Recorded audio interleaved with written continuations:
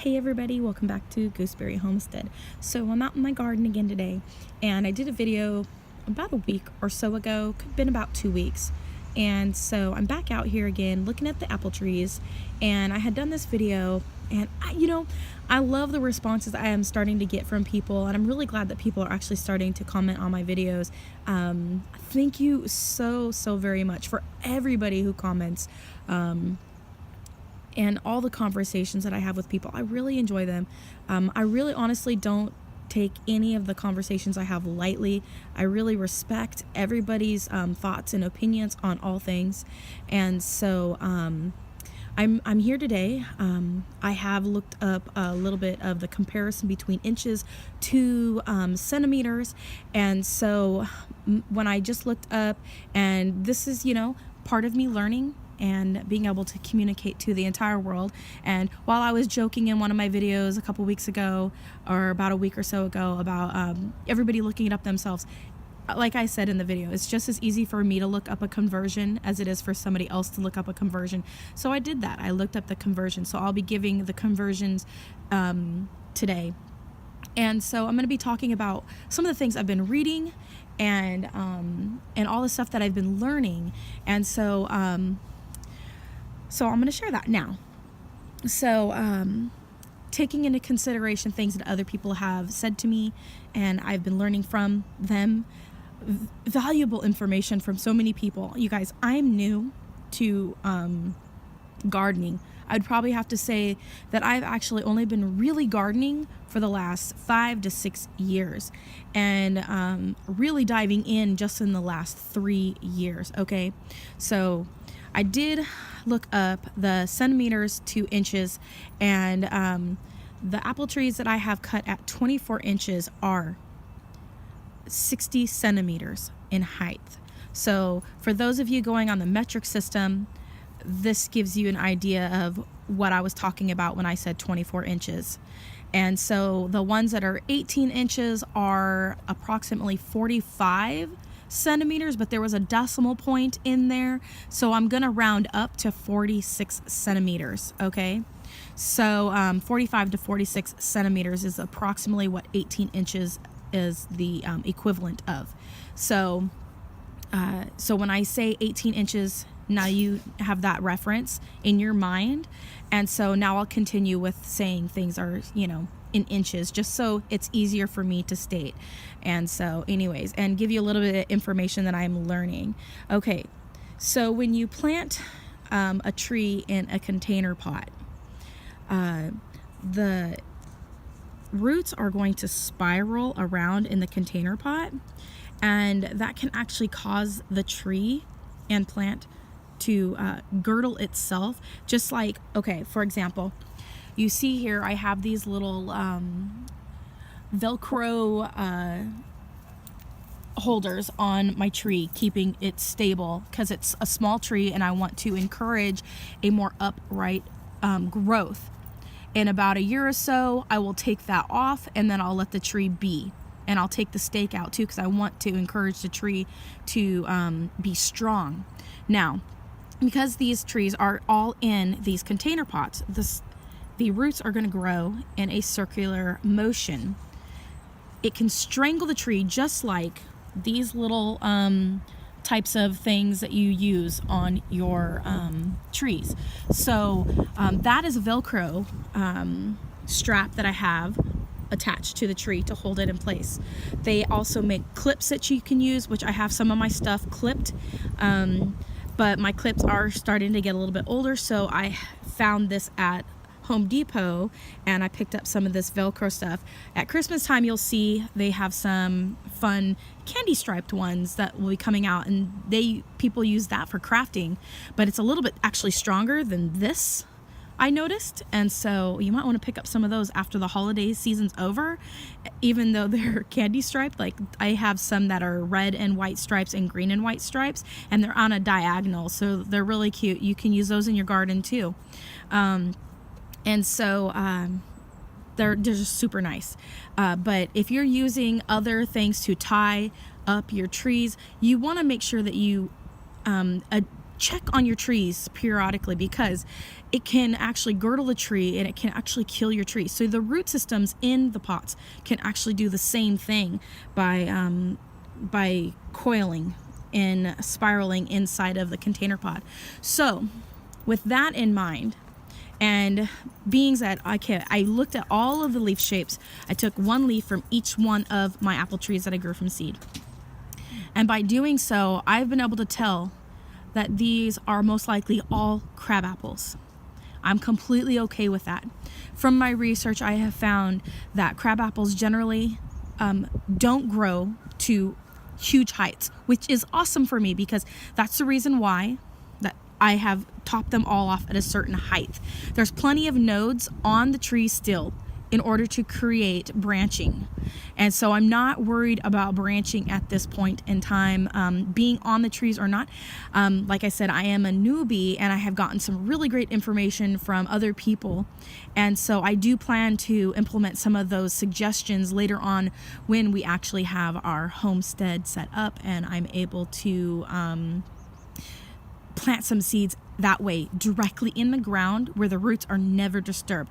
But since this is a learning time for myself and possibly other people who are wanting to experiment on their own too, without investing a lot of money in, say, the good trees that you can buy at a nursery, then this is a learning time. So this is what I'm doing.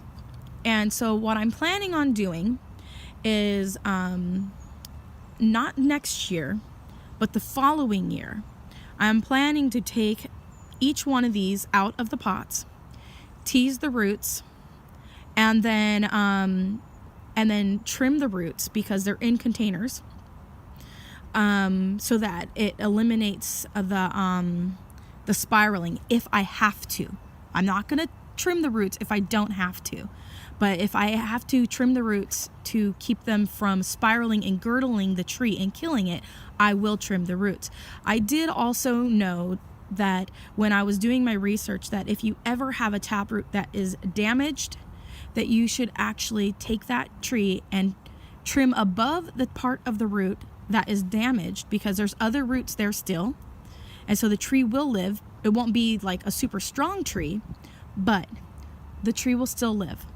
And so you can trim above the break and then plant it in to the ground or into your container pot. Same thing. I will be checking for girdling on all of these trees, and doing what I must do to ensure healthy plants. Container plants and that's what I'm going for, container trees. Okay, so that's my goal here. I'm not really planning to put any of these trees into, oh, I got a spider trying to fall on me. Hello, little guy. It's right above my head.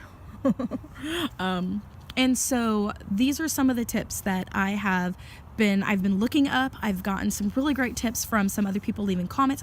You guys, I cannot tell you how much I value your input and your suggestions, because there's so many people that have so much wisdom and so many tips, and I'm just learning. And so yeah, I've done some things that generally you don't typically do in the first year of growth or even the second year of growth, but I've done them, and I'm figuring, you know what, I'm just learning.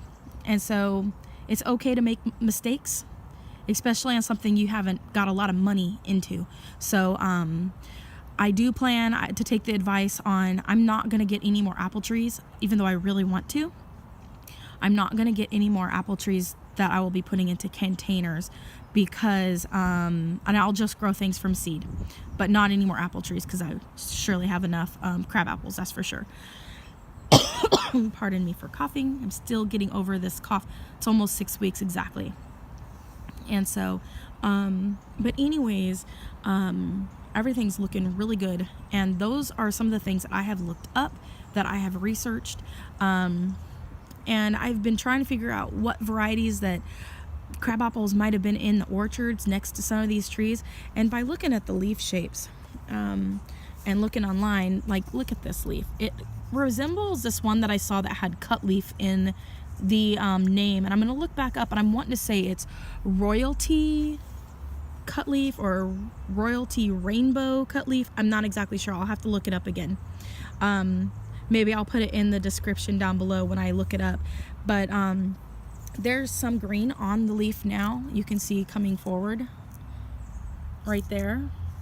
But for the most part, it was this burgundy color almost all summer with just a little bit of green on the underneath side. But the leaves are, oops, that one came off, are this red color. And also, from what I understand, apple trees generally have a fuzzy stem. They're fuzzy, and so they're generally, these ones, none of these apple trees have like fuzz. Like if you look here on the stems here, there's no fuzz here. No fuzz on the leaves. None of that. None of them. So I'm guessing that these are probably all crab apples, which I'm totally okay with. And I'm also totally okay with my trees not ever getting very big. And I'm also okay with my fruit never being very big. And so with all of those factors in place, my expectations for these trees are not like huge. Although I do plan to do a lot of experimenting with these trees. I do plan to do some grafting, maybe even trying to see if I can get one and graft onto one of my trees and create like a Franken crabapple tree would be totally cool. And so and experiment with actual grafting. And I've been looking at different types and styles of grafting, and I'm gonna give them a shot, but I want to make sure I have all the proper utensils when I do it, and bring you guys along with me on that journey. And so yeah, and then so all of the pots that have the red stakes have my crab apples in them. And then the pots here along the fence that have the blue stakes, those are my blueberries. So that'll help everybody when they see my videos, they'll know these are my blueberries. There's one other variety of blueberry that I would love to get, which this video isn't about my blueberries, but the other variety of blueberry that I would like to get is called pink icing. And that one actually, it has more to do with the foliage turning kind of a reddish color like this in the fall. And I would like to get it. I don't know why, but I kind of would like to get that one. I do like the blueberries on this one down here, the sharp blueberry, and they actually got a really decent size this year, so I'm expecting really great things next year, and a lot of growth. So I'll do another video on my blueberries and show you the structure and what I ended up with this season in another video, and then you guys can see what they look like now compared to some of my past videos by looking back at my older videos. So anyways, you guys, thank you so much for coming along with this video. Actually, before I leave, I wanted to show you my Collamer apple trees. I only have 2, and I'm not going to get any more because I did get them at Home Depot, and I do believe that they were not marked correctly, because the one that was supposed to be tasty red looked more like a blushing delight possibly, but it tasted more like a Granny Smith apple. It had a really good flavor, but it wasn't a huge apple, so don't expect big apples on those. But the reason why I want to show you those really quick is because how I mentioned a few minutes ago, the leaves not having any of the soft fuzzy look to them, I want to show you that. So I'll come over here to this Collamer right here. This one is, I'm wanting to say tasty red. Yeah. And this is what it was marked in the store. But these are the leaves. Considerably different from the leaves on my crab apples. And I actually took pictures of each one of the leaves today off my crab apples, and they look very different from this. Very, very different. And so if you look at, this is a fruiting spur on my Collamer, but if you notice, the leaves all have this scaly, soft, it actually feels soft like a little teddy bear's ear, or like my pug's ears are very soft like this.